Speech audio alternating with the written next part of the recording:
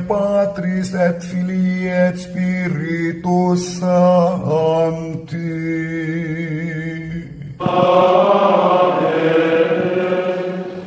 Dominus vobiscum.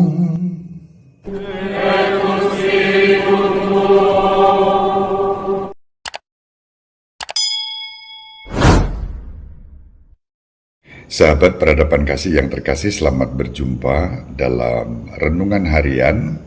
Pada hari ini kita masih melanjutkan merenungkan Injil Yohanes bab 3 ayat 7 sampai 15. Yesus yang menerima Nikodemus. Nikodemus seorang guru, seorang pemimpin Yahudi yang menjumpai Yesus. Ya, biasanya dia dipandang secara negatif karena menjumpai Yesus pada waktu malam. Nah, pada waktu malam lalu dimaknai negatif. Saya mencoba memaknainya secara positif seperti yang sudah kita lakukan selama ini, bahwa Nikodemus datang waktu malam karena dia tidak bisa menahan diri untuk tidak berjumpa dengan Yesus. Dia nggak mau menunda sampai besok gitu ya.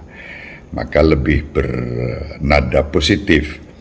Nah, dalam nada positif itulah dialog dengan Yesus yang membuat Nikodemus dicerahkan.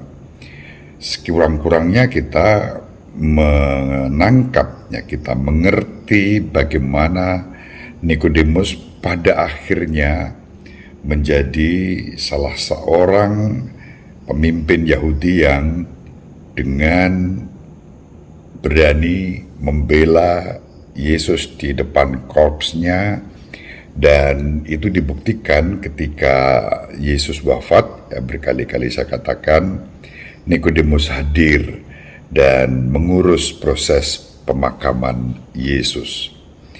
Nah, sahabat yang terkasih, dalam suasana yang positif, dalam nada yang positif itu, mari kita lanjutkan permenungan kita dalam membaca dan merefleksikan perjumpaan Nikodemus dan Yesus. Menurut saya, perjumpaan Nikodemus dan Tuhan kita Yesus Kristus itu sangat istimewa. Nikodemus mendapatkan pengajaran yang intensif dari Yesus sendiri.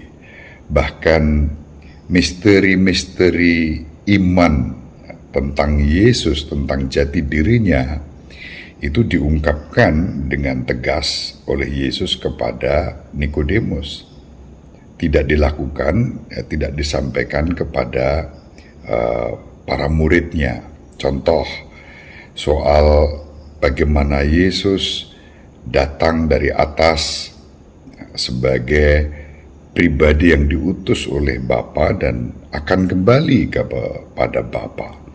Dia datang dari surga dan akan kembali ke surga. Nah, ini yang satu poin yang muncul pada hari ini. Kemudian kaitannya dengan bagaimana Yesus harus ditinggikan pada kayu salib seperti Musa meninggikan ular. Untuk apa? Untuk menyelamatkan, sehingga setiap orang yang percaya kepadanya akan memperoleh hidup yang kekal. Nanti kalau kita melanjutkan ayat-ayat ini, pada ayat 16 bahkan Yesus membuka misteri paling mendasar. Begitu besar kasih Allah akan dunia ini, sehingga Allah mengaruniakan putranya yang tunggal, supaya setiap orang yang percaya kepadanya tidak binasa, melainkan beroleh hidup yang kekal. Itu hanya dikatakan kepada Nikodemus, sahabat yang terkasih. Maka dalam warna yang positif ini, merenungkan perjumpaan Nikodemus dan Yesus itu menjadi sangat menarik. Bahkan dikatakan dalam Injil hari ini juga bahwa Nikodemus harus lahir kembali. Itu membuat Nikodemus bingung, bagaimana kalau aku sudah tua begini lahir kembali, masa aku harus masuk lagi ke rahim ibuku dan kemudian lahir kembali. Nikodemus tidak mengerti Ya, tetapi justru ketidakmengertian ini menjadi kesempatan bagi Yesus untuk membuat Nikodemus mengerti. Ya, misteri iman kepada Kristus membutuhkan kerendahan hati. Lahir kembali itu berarti kita harus membaharui diri kita, harus mentransformasi hidup kita, harus mengubah hidup kita.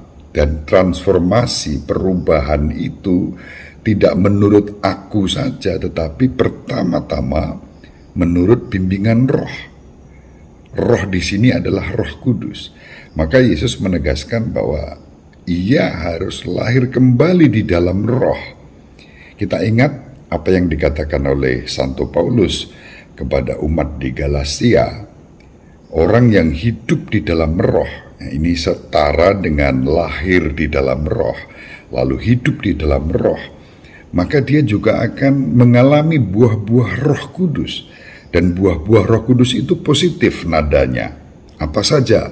Ya, disebutkan oleh Santo Paulus, buah Roh adalah kasih, sukacita, damai sejahtera, kesabaran, kemurahan, kebaikan, kesetiaan, kelemah lembutan, dan penguasaan diri.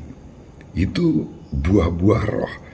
Sehingga kalau Yesus mengajak Nikodemus lahir di dalam Roh, sama dia juga dipanggil untuk hidup di dalam Roh itu dengan kasih, sukacita, damai sejahtera, kesabaran, kelemah lembutan, kemurahan hati, kebaikan, kesetiaan, dan penguasaan diri. Sahabat, apa yang kita alami mungkin bisa kita renungkan dalam terang pengalaman perjumpaan Nikodemus dan Yesus pada hari ini. Mungkin kita harus meninggalkan hal-hal tertentu yang di masa lalu membelenggu hidup kita. Lahir dalam Roh berarti menjadi pribadi yang merdeka, dimerdekakan dari belenggu-belenggu masa lalu yang menyakitkan, yang membuat kita merasa tak berdaya. Justru ketidakberdayaan itulah menjadi kesempatan bagi kita untuk lahir secara baru. Ciri kelahiran baru adalah kerapuhan. Seperti bayi, ya, waktu lahir itu kan rapuh, lemah, tak berdaya.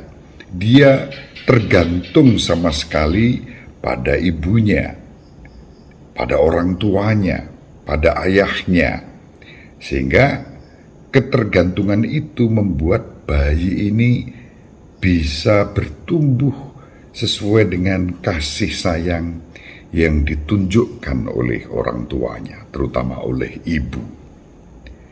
Lahir baru berarti juga mengalami kerapuan-kerapuan dalam arti tertentu, ketidakberdayaan. Namun kerapuan dan ketidakberdayaan itu tidak membuat kita hancur habis, melainkan justru menjadi kesempatan untuk mengandalkan kekuatan Tuhan di dalam kehidupan kita. Tuhan yang mengasihi kita, kita sebut sebagai Bapa, ya, Tuhan yang Maha Esa, Allah Bapa yang mengutus Yesus Kristus sebagai wajah kerahiman Allah sendiri yang turun dari surga untuk menyelamatkan kita. Mari sahabat yang terkasih, kita bawa setiap pengalaman-pengalaman kita, kegelapan-kegelapan kita, kerapuan dan ketidakberdayaan kita pada Yesus, agar kita bisa bertumbuh dan hidup di dalam Roh dengan buah-buah Roh yang positif, kasih, damai sejahtera, kelemah lembutan, penguasaan diri, kesabaran, kemurahan hati, kebaikan, dan kesetiaan. Tetap bahagia di dalam Roh, tetap semangat, sehat selalu untuk para sahabat dimanapun berada. Ibu Maria melindungi kita dengan doa-doanya. Bapak Yosef merestui kita.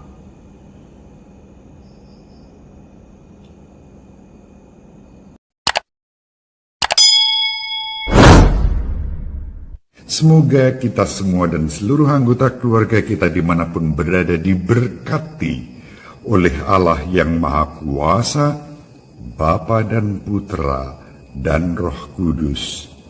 Amin. Terima kasih.